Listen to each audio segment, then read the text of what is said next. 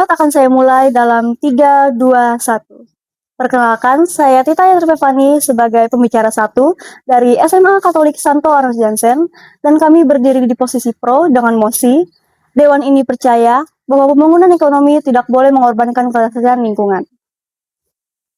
Dewan juri yang terhormat, kami yakin bahwa pembangunan yang sejati bukan tentang seberapa cepat kita tumbuh, melainkan tentang seberapa bijak kita mengelola sumber daya alam agar masa depan kita terjaga. Mari kita mulai. Yang pertama, pembangunan harus berarti perbaikan, bukan kerusakan. Secara definisi, pembangunan ekonomi seharusnya meningkatkan kualitas hidup manusia. Namun, jika pembangunan tersebut menyebabkan polusi, bencana alam, atau hilangnya sumber air, maka kualitas hidup manusia justru menurun. Pembangunan yang mengorbankan lingkungan adalah sebuah kontradiktif. Kita membangun infrastruktur atau pabrik, tapi di saat yang sama kita menghancurkan sistem kehidupan kita sendiri. Kecepatan memang penting, tapi arah jauh lebih penting. Apa gunanya membangun ekonomi dengan cepat jika kita justru sedang berlari ke arah jurang bencana ekologis? Pembangunan yang lambat, namun stabil dan ramah lingkungan, jauh lebih berharga daripada pembangunan yang instan tapi menggerus fondasi kehidupan kita. Lalu yang kedua, mengubah paradigma, keuntungan jangka pendek versus keuntungan keberlanjutan. Seringkali, pembangunan ekonomi yang merusak lingkungan hanya memberikan keuntungan dalam jangka pendek, mungkin 10 atau 20 tahun ke depan. Namun, dampaknya harus ditanggung oleh generasi setelah kita selama beratus-ratus tahun lamanya. Pembangunan ekonomi yang benar seharusnya bersifat berkelanjutan, di mana keuntungan didapatkan tanpa mengurangi kapasitas alam untuk terus memberikan manfaat. Oleh karena itu, kami teguh berdiri di posisi pro untuk mosi ini. Sekian yang dapat saya sampaikan, terima kasih. Perkenalkan, nama saya Tasya Tripena. Saya selaku pembicara kedua dari tim afirmasi. Dewan juri yang terhormat, kita tidak bisa menghitung ekonomi di atas bumi yang mati karena lingkungannya selalu menjadi korban. Dewan juri terhormat, kerusakan lingkungan justru paling pertama memiskinkan masyarakat kelas bawah. Contohnya nelayan akan kehilangan ikan karena laut yang tercemar. Kemudian petani akan gagal panen karena iklim yang rusak. Dewan juri yang terhormat, kerusakan alam sifatnya irreversibel atau tidak bisa kembali. Jika tim kontra menggunakan teori EKC, berasumsi lingkungan bisa diperbaiki nanti, kenyataannya Dewan juri yang terhormat, kepunahan spesies, hancurnya hutan primer, dan pemanasan global tidak bisa pulih kembali semudah membalikkan telapak tangan Dewan juri yang terhormat. Meskipun negaranya sudah menjadi kaya, Dewan juri yang terhormat. Bayangkan Dewan juri yang terhormat pada akhirnya akan berpusat juga pada kerusakan iklim. Dewan juri yang terhormat, perlu kami tim afirmasi tegaskan, penurunan polusi di negara maju tidak terjadi secara otomatis hanya karena mereka kaya, melainkan karena adanya regulasi hukum yang ketat dan intervensi pemerintah.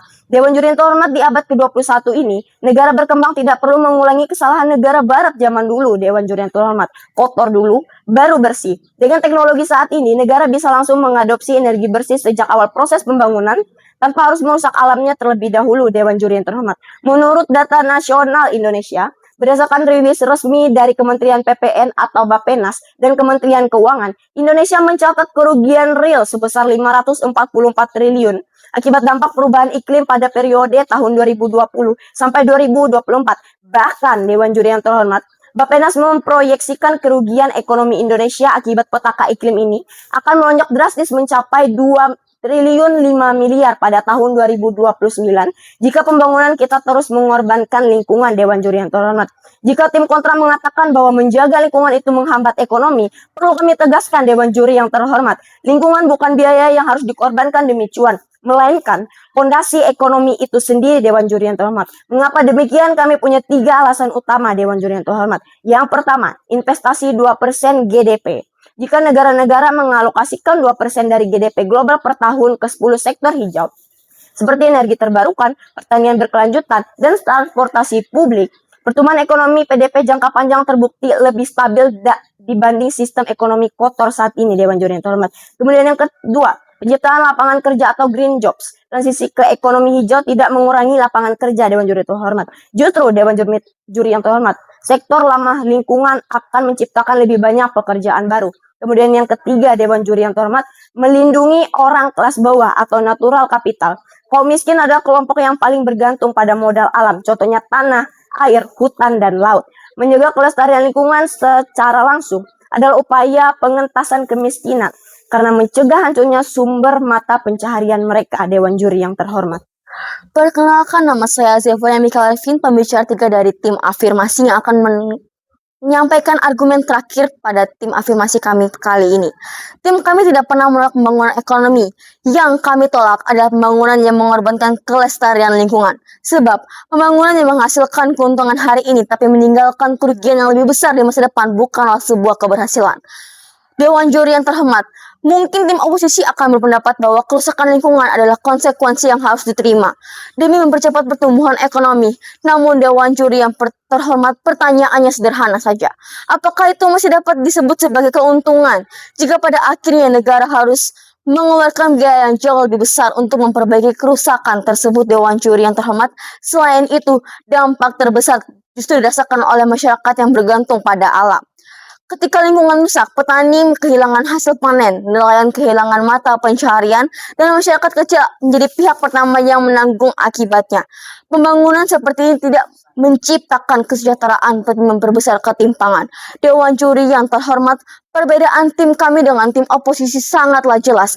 Mereka melihat keuntungan ekonomi jangka pendek, sedangkan kami sebagai tim afirmasi melihat keberlangsungan jangka panjang. Ekonomi dapat tumbuh kembali, tetapi banyak kerusakan lingkungan yang membutuhkan waktu puluhan tahun untuk dipulihkan.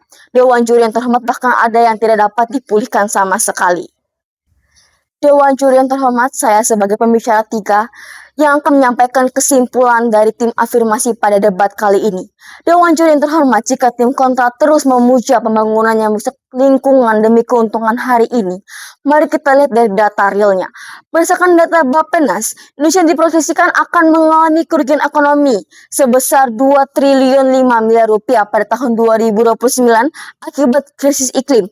Artinya Dewan Juri yang terhormat, pembangunan yang mengorbankan lingkungan bukanlah keuntungan, melainkan sebuah kerugian yang ditunda. Dewan Juri yang terhormat, lalu pertumbuhan ekonomi apa yang dapat kita banggakan jika hasilnya hanya habis untuk memperbaiki infrastruktur yang rusak, mengatasi inflasi pangan, dan membiayai dampak kesehatan akibat polusi? Dewan Juri yang terhormat, bagi kami keuntungan jangka pendek tidaklah sebanding dengan kerusakan lingkungan yang dampaknya dapat berlangsung hingga puluhan tahun. Bahkan ada yang tidak dapat dipulihkan. Dewan Juri yang terhormat, pembangunan sejati adalah pembangunan yang menyejahterakan masyarakat tanpa menghancurkan lingkungan sebagai penopang kehidupan. Maka dari itu Dewan Juri yang terhormat, kami sebagai tim afirmasi menolak dengan tegas pembangunan ekonomi yang mengorbankan kelestarian lingkungan. Dengan itu saya ucapkan terima kasih.